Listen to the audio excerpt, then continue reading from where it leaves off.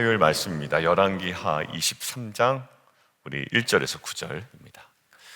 오늘 말씀을 묵상하는데 두 가지의 그 비교되는 표현, 단어가 보였습니다. 제가 하나는 파란색으로 표시를 해놓고요, 제 성경 큐티 본문에 하나는 빨간색으로 표시를 해놨는데 한번 여러분 비교해 보십시오. 자, 2절에 보면 이 요시야가 지금 말씀대로 오늘 본문의 제목처럼 말씀대로 개혁을 하죠. 자, 개혁을 합니다. 그런데요, 이 개혁을 하는 이 모습 속에 한 가지 표현이 좀 눈에 띄었어요. 2절인데 이에 왕이 여호와의 성전에 올라가매, 약간 낯설게 읽어보는 거예요. 이럴 때는 뭐 했을까? 기도하지 않았을까? 성전에 올라가서. 요즘 우리 교회에서 기도가 강조되는데, 근데 그렇지 않아요. 기도하지 말라는 얘기는 아니고, 성전에 올라가서 뭐 했냐면 유다 모든 사람과 예루살렘 주민과 제사장들과 선지자들과 모든 백성이 노론을 막론하고 성전에 올라갔는데요, 성전에 올라가매 무엇을 했다가 아니라 그곳의 상태를 얘기해 주고 있어요. 올라가니까 그곳 상태가 어땠는지, 분위기가 어땠는지. 여러분들 어떤 느낌이 드시나요? 뭘 했다라기보다, 거기 제 박스에 해놨는데, 저는 노서를 막론하고 박스, 다 왕과 함께 한지라. 자진해서 왔는지 불렀는지, 근데 분위기는 요청한 것 같아요. 근데 왕과 함께 했습니다. 그리고 왕이 3절에 보면 다니엘에 서서 여호와 앞에서 언약을 세우되 마음을 다하고 뜻을 다하여 여호와께 순종하고, 그 신명기에 나오는 거죠. 그래서 아마 신명기가 아닐까라고 생각을 하는 겁니다. 그리고 백성이 다 그 언약을 따르기로 한다라는 그림이 그려져 있어요. 자, 근데 제가 아까 박스에 넣은 거, 다 왕과 함께 한지라. 여기서 뭐라고 제가 정리를 했냐면, 요시야가 개혁의 시점에 안고 함께 가야 할 것을 알았다라는 거예요. 개혁의 시대에 안고 함께 가야 할 것이 무엇인지를 알았던 거예요. 혼자 결정하지 않습니다. 장로들을 모으죠. 1절에 보면. 자, 여기가 키예요. 본인이 2절로 훅 넘어간 게 아니라 장로들을 자기에게로 모으고 이것들을 개혁을 진행하는 데 있어서 함께 안고 가야 할 대상이 누구인지를 정확하게 알고 있었다라는 거예요. 자, 두 번째요. 왕이 함께 안고 가야 할 대상을 명확히 하여 그들과 함께 한 것처럼 그 반대되는 모습도 나옵니다. 자, 4절 볼까요? 바알과 아세라와 이럴 성신을 위하여 만든 모든 그릇 막 쭉 얘기하다가 동사만 제가 밑줄을 그어놨어요.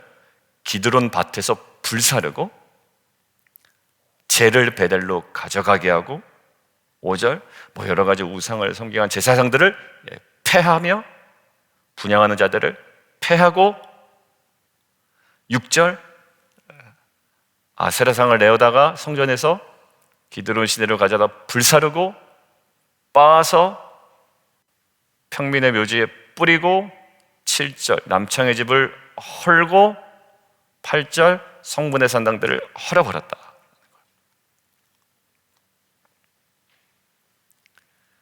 앞부분에는 함께 안고 가야 할 대상을 명확히 했다면, 뒷부분에는 끊고 허물어야 할 대상들을 명확히 했다라는 거예요. 그러니까 개혁이라는 게 그런 것 같아요. 모든 것들을 다 허무르는 것도 아니고요, 개혁의 시대에 반드시 끌어안고 함께 놓치지 말아야 될 그 본질이 되는 대상이나 관계가 있는 거고요, 그것들을 반드시 끊고 허물어야 되는 것이 있어요. 앞에 한번 보실까요? 바로 앞장으로 넘어가면 거기에 이렇게 되어 있습니다. 하나님의 가지치기라는 거예요. 저는 이 본문이 오늘 묵상 에세이에 나왔으면 더 좋았겠다. 제 개인적 묵상으로는 이렇게 되어 있습니다. 가지치기 한번 제가 읽어볼게요. 버몬트 대학교 원예학 교수였다가 은퇴한 레오나드 페리는 원예가와 농부가 저지르는 가장 큰 실수에 대해서 이야기합니다. 가장 큰 실수가 뭐냐면 가지치기를 충분히 하지 않는 것, 가지치기를 뭐하지 않는 것, 충분히 하지 않는 것.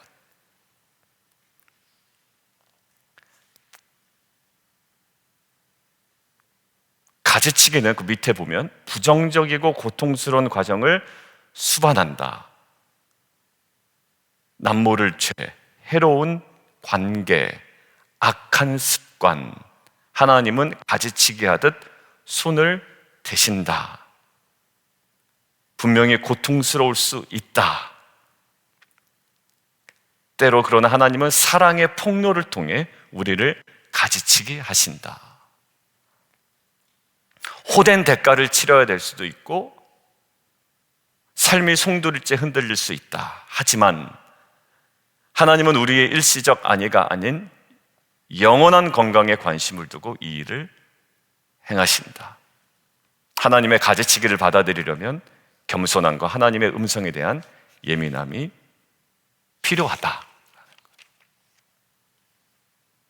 안고 함께 가야 할 것이 있고요. 가지치기 다 쳐버리면 안 됩니다. 그죠? 가지치기의 본질은 뭐죠? 쳐내야 할 것을 쳐내는 거예요. 살려둘 것은 살려두는 겁니다. 근데 오늘 요시야가 분명했어요. 이 백성들, 너네들 이렇게 살았어? 그 가진 쳐내지 않죠. 온전히 쳐내야 될 대상을 알았던 거예요. 거기에 대해서는 아낌없이 충분히 가지를 쳐냅니다. 가만히 묵상하는데 갈라디아서 말씀이 하나 생각이 나더라고요. 갈라디아서 한번 좀 찾아볼까요?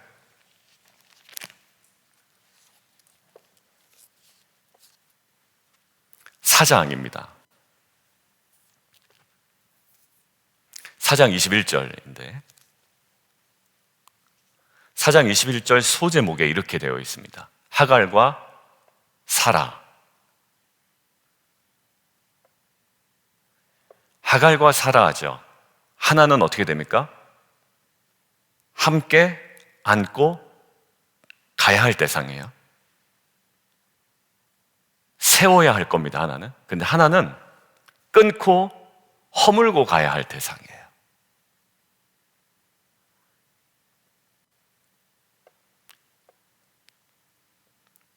(23절) 여종에게서는 육체를 따라 낳고 자유 있는 여자에게서 약속으로 말미암았다. 그러면서 맨 마지막 30절 보십시오. 4장 30절 성경이 무엇을 말하느냐? 여종과 그 아들을 내쫓으라. 여종의 아들이 자유 있는 여자의 아들과 더불어 유업을 얻지 못하리라 하였느니라. 아브라함이 세워나가야 할 관계가 있고요, 아브라함이 어느 시점에 끊어버려야 될 관계가 있었던 거예요. 이스마엘은 사라의 아들은 아닌데요, 자기의 아들입니다. 여자분들은 이해를 못 하시겠지만 남자분들은 저도 잘 이해는 안 가는데, 아무튼 하갈의 아들도 자기 아들이에요. 근데 어느 시점에 아브라함이 끊어버립니다. 그리고 성경은 그것에 대한 평가를 뭐라고 그러냐면 오히려 그리 해야 한다고 이야기를 합니다. 무엇의 갈림입니다? 언약과의 관림이에요. 언약이. 이게 인간적으로 모든 도덕적으로 윤리적으로 그래야 된다는 건 아닙니다. 지금 아브라함 그 창세기에 주목하고 있는 건 뭐냐면 갈라디아서가 주석을 해주고 있잖아요. 언약적인 관점에서 그러는 거예요. 그러니 창세기에서 조카 롯에게 네가 좌하면 내가 우하고 네가 우하면 내가 좌하리라라는 그 메시지도 사실 상당 부분의 주석가들이 어이구 아브라함 큰일 날 뻔했다라고 이야기를 해요. 왜? 이것들은 어떤 관용의 관점이 아니라 그 시점에 살아있어야 되는 하나의 중요한 포커스되는 그 관점이 하나, 그 뷰가 있는데 어떤 거냐면 언약입니다. 하나님께서 그 전에 아브라함에게 이 땅이다 라고 얘기해 주셨거든요. 그럼 아브라함이었으면 언약의 관점에서 이 땅은 내가 하지만 이 땅은 내가 포기하면 못해. 다 네가 누릴 수 있어 라고 해야 되지 않았을까? 어떤 관점에서? 언약의 관점에서라는 거예요. 그러니까 이게 이거 인정머리 없다 성경이 이게 아니라 이 지금 창세기에서 그리고 창세기를 주석하고 있는 이 갈라디아서 입장에서는 무엇을 말하느냐? 여종의 아들이 자유 있는 여자의 아들과 더불어 유업을 얻지 못하되 언약적인 관점, 언약을 따라 났다라는 거예요. 여러분들 결국 무엇을 얘기합니까? 언약, 약속은 붙잡아요. 그리고 함께 가지고 가야 되고 세워나가야 됩니다. 그러다가 한 인물이 떠올랐는데요. 한 인물이 여호사밧입니다. 구약의 여호사밧이 역대하 19장에 하나님의 사람 하나니에게 엄청 혼을 나죠. 하나님의 음성을 듣고 뭐라고 혼나나요? 여호사밧이 찬양대를 세워서 모압과 암몬의 연합군을 막 무찌르지 않습니까? 전쟁 하나 벌이지 아니하고 찬양대를 맨 앞장 세우게 해가지고 말이죠. 그거 그대로 순종한 거거든요. 여호사밧이 참 순종 잘합니다. 함께 가지고 가야 될 그 무엇인가를 정확히 알았던 사람이에요. 근데 여호사밧이 실패한 것이 하나 있습니다. 역대하 19장에 뭐라고 혼을 나냐면 하나님을 미워하는 자를 사랑하는 것이 이게 가당한 일입니까? 라고. 무슨 일이 있었네요, 그 전에. 아합과 연합해서 전쟁을 나가다가 죽을 뻔합니다.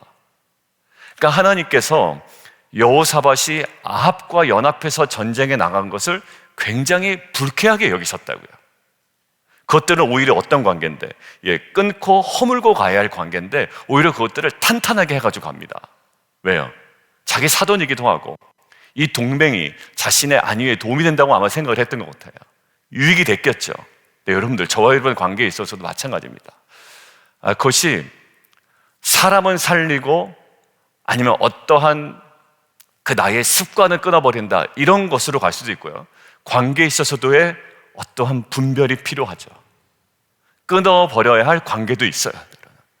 그리고 더 견고하게 세워나가야 될 관계가 있는 겁니다. 그리고 견고하게 세워나가야 할 습관도 있는 거고요.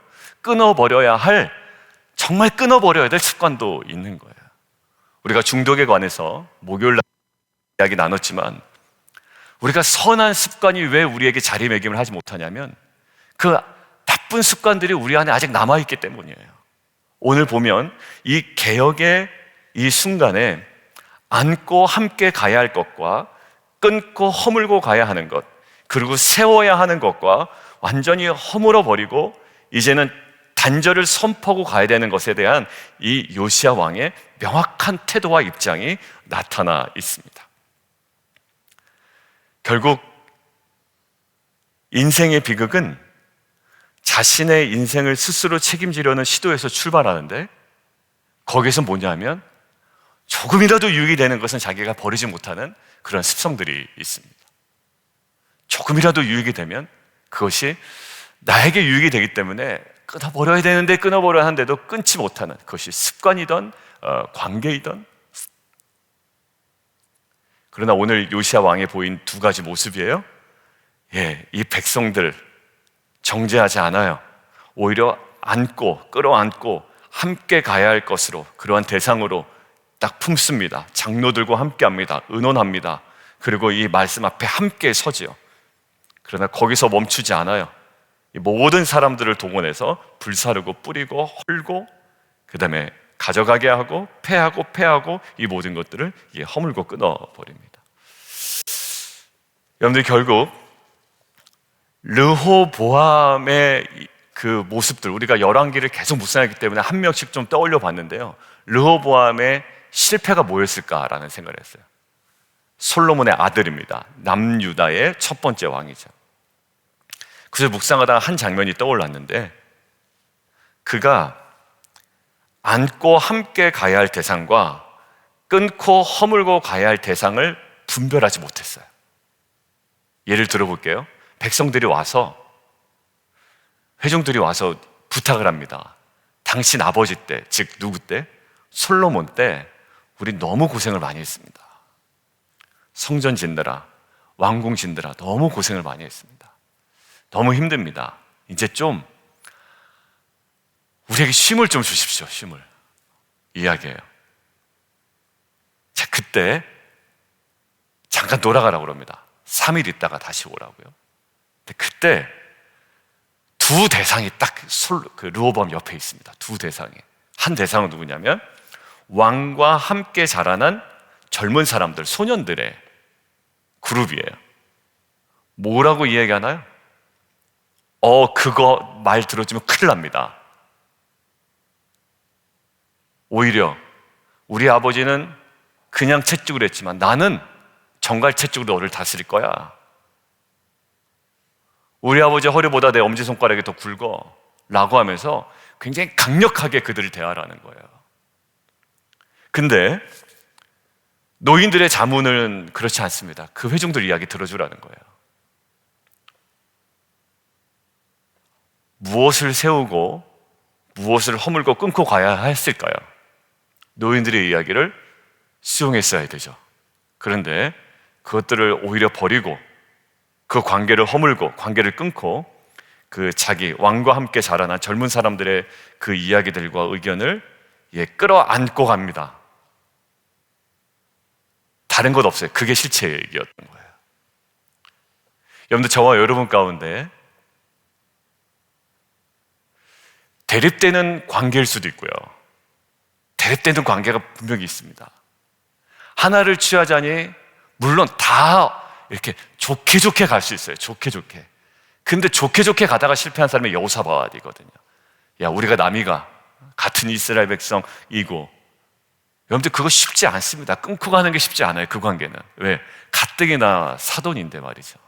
아합이. 근데 엄청 혼났죠. 하나님을 통해서. 르호보암, 자기가 함께 자라난 젊은 그룹들도 적도 아니고 말이죠. 노인들도 적도 아니에요.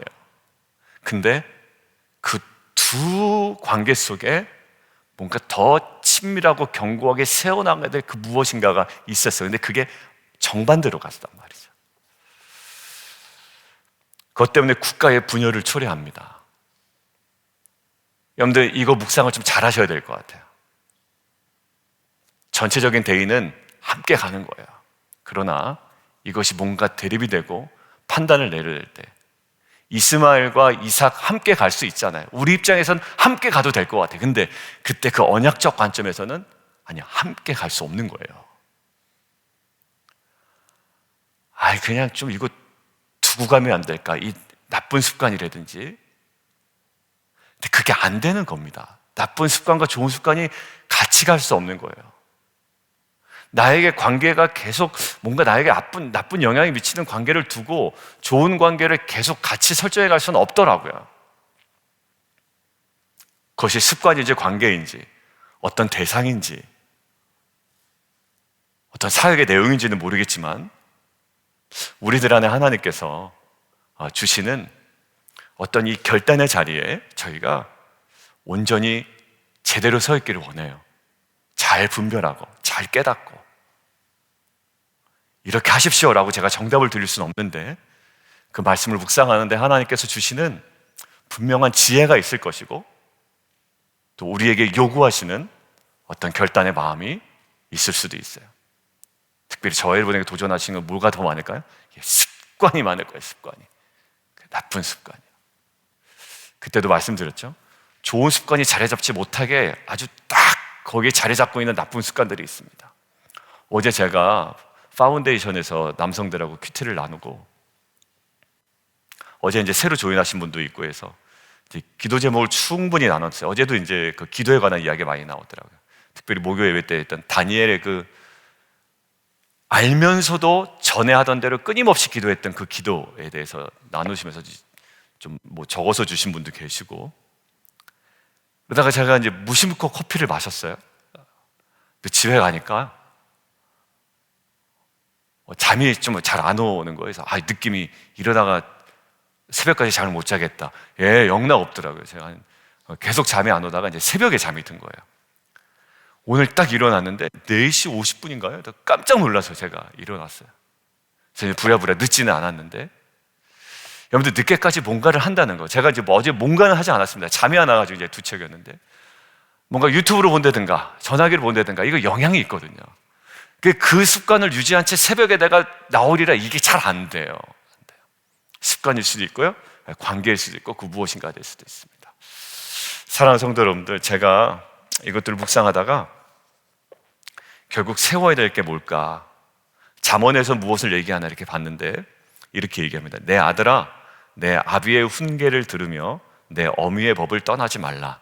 이는 내 머리에 아름다운 관이요 내 목에 금사슬이다 라고 이야기합니다.